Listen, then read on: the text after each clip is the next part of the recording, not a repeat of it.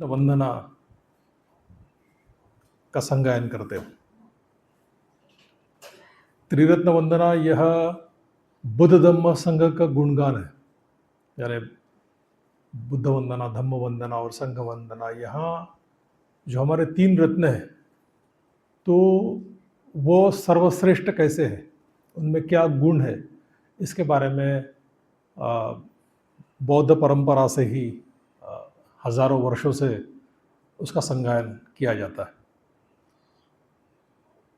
उसको अनुसति भी कहा गया है। जैसे हम आनापान सती करते हैं, स्मृति विकसित करते हैं, उसी प्रकार से बुद्ध धम्म संघ की स्मृति जिसको हम कहेंगे वह उस वंदना में बताई गई है। एक प्रकार से बुद्ध धम्म संघ के गुणों का चिंतन भी यानी त्रिरत्न वंदना है। जो शब्द कहे हैं उसका एक विशिष्ट अर्थ या मीनिंग है। केवल कहने के लिए हम सुत्त पठन नहीं करते। यानी त्रिरत्न बौद्ध महासंघ में हम जो भी करते, अभी मैंने कहा कि हम प्रणाम करना चाहिए, तो क्यों करते हम प्रणाम, तो ये सारी बातें हमने समझने का प्रयास करना चाहिए। या हम सुत्त पठन संगायन करते तो उसका भी कुछ न कुछ अर्थ है, तो उस अर्थ को जानने का हमने प्रयास करना चाहिए। हमारे पास कुछ वंदना सुत्त संग्रह छोटी किताब है, अक्षय रत्न के पास है, तो आप उसको खरीद सकते हैं और पढ़ सकते हैं जिनको अर्थ मालूम नहीं है।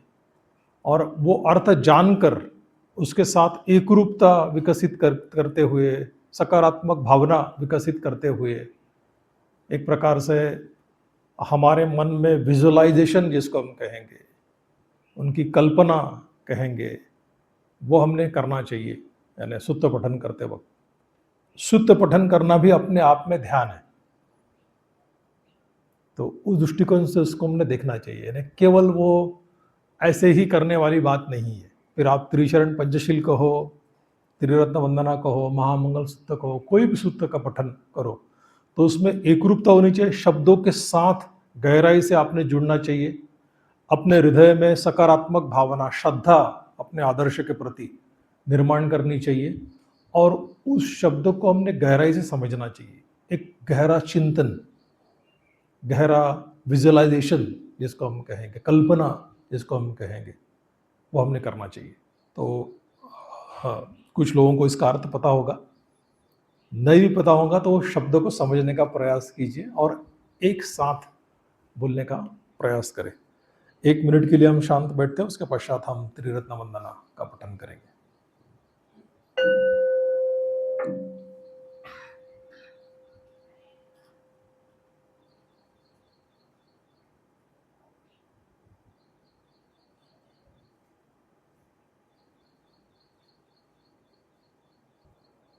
एकरूपता, सकारात्मकता, बड़ी श्रद्धा विकसित करते हुए बुद्ध धम्म संघ के प्रति अपनी कृतज्ञता व्यक्त करते हुए हम त्रिरत्न वंदना का पठन करेंगे। नमो तस्स भगवतो अर्हतो सम्मा संबुद्धस्स। नमो तस्स भगवतो अर्हतो सम्मा संबुद्धस्स। नमो तस्स भगवतो अर्हतो सम्मा संबुद्धस्स। इति पिसो भगवा अरहं सम्मा संबुद्धो विजाचरण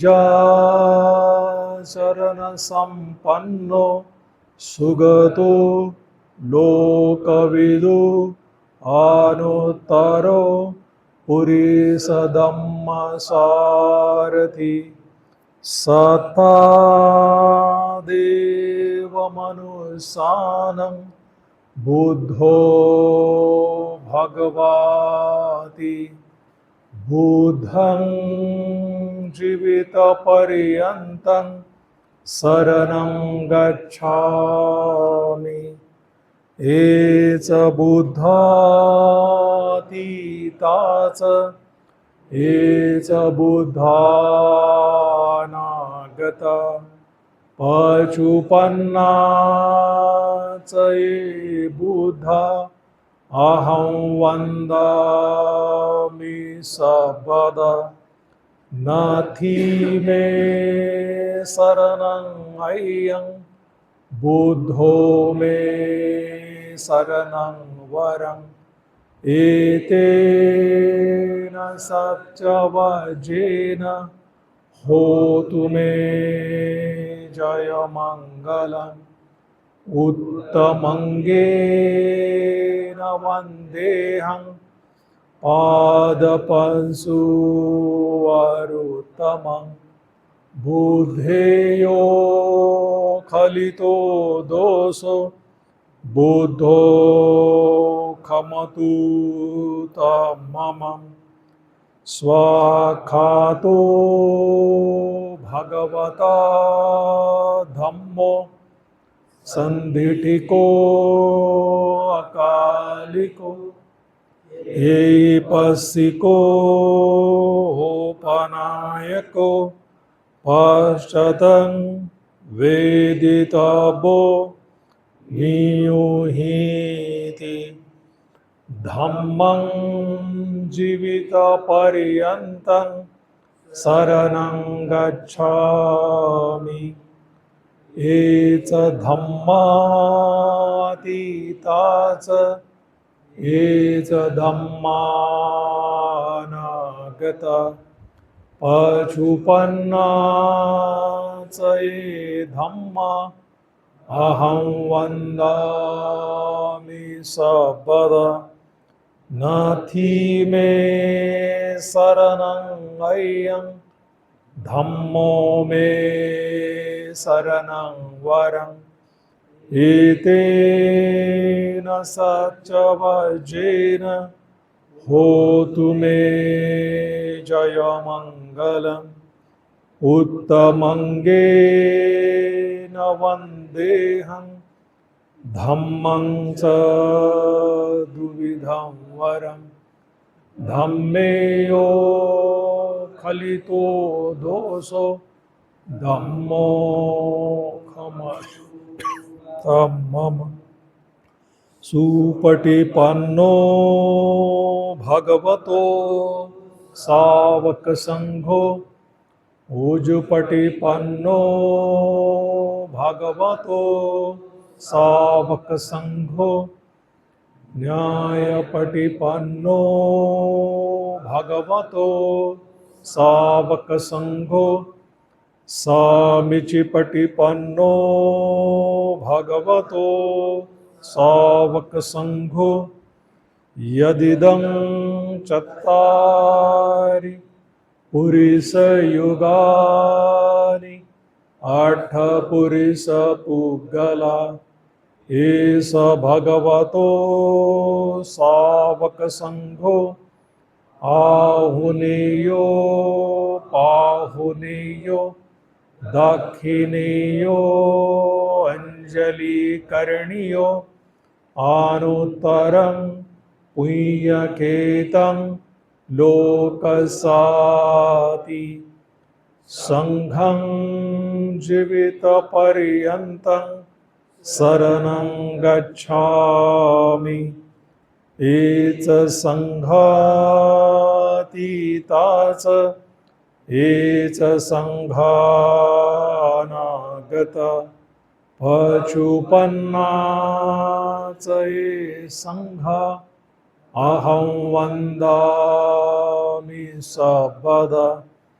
नाथी मे शरणं अय्यं संघो मे शरणं वरम्। एतेन सत्यवचेन होतु मे जयमङ्गलम्। उत्तमङ्गेन वन्देऽहं संघं च त्रिविधोत्तमं। संघेयो स्खलितो दोषो संघो खमतु तम मम।